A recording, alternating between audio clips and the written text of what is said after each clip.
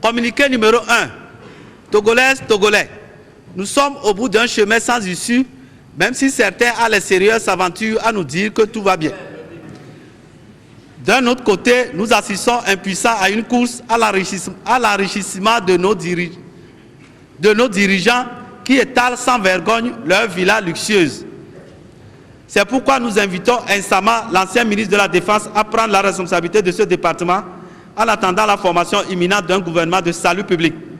Le Comité national de salut et de réconciliation invite le Premier ministre Wungbo et tous les membres de son gouvernement, les directeurs généraux et directeurs centraux des sociétés d'État et des administrations publiques à se présenter impérativement au palais présidentiel de Lomé II.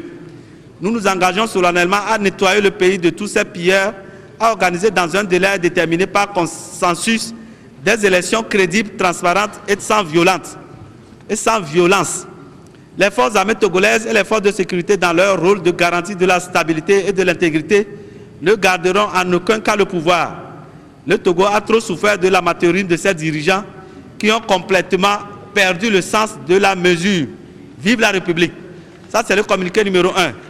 Le communiqué numéro 2 qui tient juste sur une feuille. Chers compatriotes, je viens de suivre avec grande surprise, mais avec beaucoup d'attention, la proclamation ainsi que le communiqué des forces armées togolaises.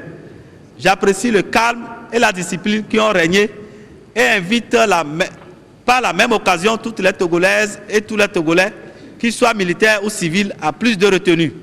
J'invite tous les partis politiques, les associations et la société civile, dans un sursaut de consensus national et de patriotisme, à apporter leur contribution à ce processus de réconciliation nationale. Officiers généraux, officiers supérieurs, subalternes, sous-officiers, hommes de rang, dans l'intérêt supérieur de la nation et pour la stabilité du pays, gardez votre discipline et votre sens de responsabilité. Ce message concerne toutes les garnisons du Togo. Dissipez de vos rangs ces sentiments de suspicion et de méfiance qui risquent de gangréner notre armée. La paix, comme vous le savez, est indispensable pour notre cher pays, le Togo. Vous en êtes les principaux artisans. Faisons en sorte qu'elle soit préservée. Je demande à tous et à chacun d'éviter la chasse aux sorcières et le règlement de compte. Que Dieu bénisse notre cher pays, le Togo. Pacha Nyasingbe.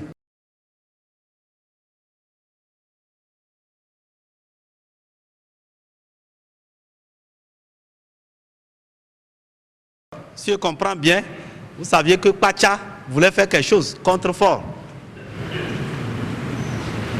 Je ne vais pas aller jusqu'à dire que je savais que mon grand-frère Pacha voulait faire quelque chose contre le président Fort. Non. Mais ce que je sais, c'est que sous la colère, il a souvent parlé, comme il avait parlé justement de dégager le président Fort, il a souvent dit de ces choses. Ça, je le reconnais effectivement. Et en décembre 2007, là, il avait mal pris le fait qu'on l'ait effectivement sorti du gouvernement. Et je peux dire qu'en réalité, tout s'est accru à partir de cet instant-là.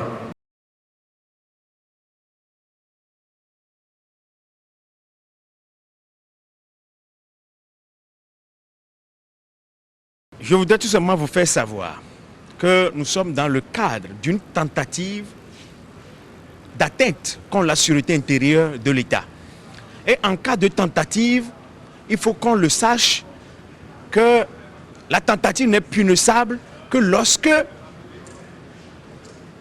après commencement d'exécution, ce commencement n'a été interrompu par des circonstances indépendantes de la volonté de son auteur.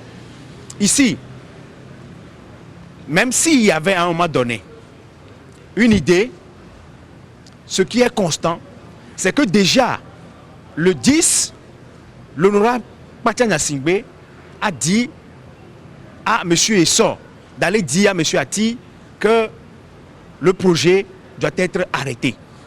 Dans ces conditions-là, on ne peut plus parler de tentative d'atteinte contre la sécurité intérieure de notre pays. Je crois que les dispositions de l'article 230 de notre code de procédure pénale doivent être lues de façon combinée avec les dispositions de l'article 4 qui parle de la tentative punissable. Et je rappelle que la tentative n'est punissable que lorsque, ayant commencé, l'infraction ayant commencé, son interruption n'est intervenue que par des circonstances indépendantes de la volonté de son auteur.